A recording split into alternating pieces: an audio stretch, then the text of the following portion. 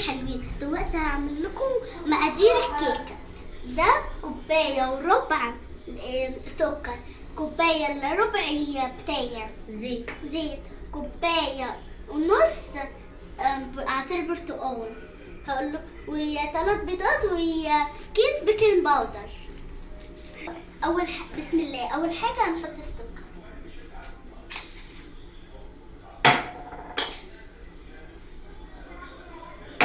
تاني حاجه هنحط البيض،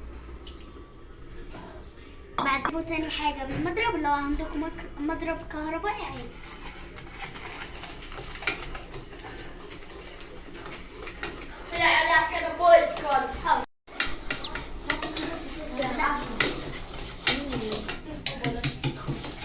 نقلبه شويه ولازم يبقى عامل فوم كده وعامل لون ابيض كده.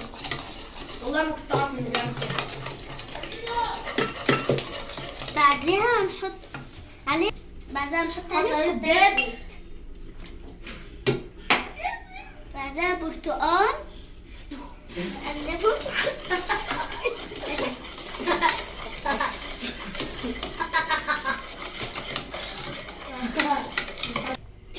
بعدها نحط عليهم البرتقال، بعدين احط عليهم الكلام. بعدها بقى نقلبه كويس خالص لغاية ما يبدأ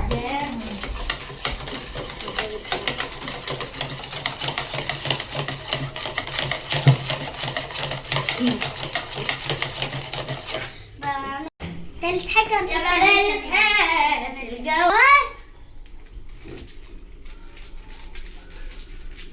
دلوقتي هنقلبه تقليبة علشان نكلم حبيبي، بس نقلبه كويس خالص عشان لو ده هنحط دلوقتي بيكنج باودر.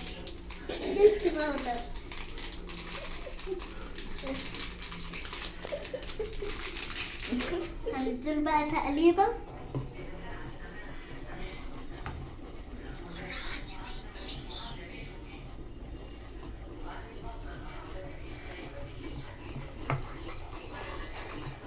هنقلب لغاية ما المكونات كلها تخش في بعض وتبقى بالشكل ده.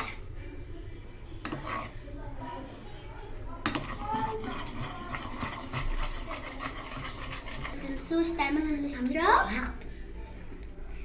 تعملوا الاشتراك واللايك. 2.5 كوباية منخولين دقيق زي معايير المقادير اللي فاتت. هنقلبه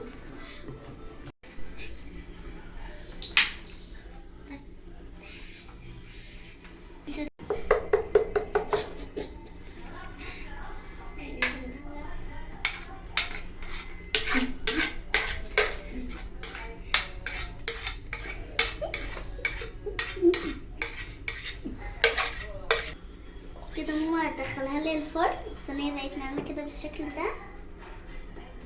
الكيكة استوت بالشكل دوت وبقت جميلة جدا. كوباية العصير دلوقتي هي شايفة ماما جميلة.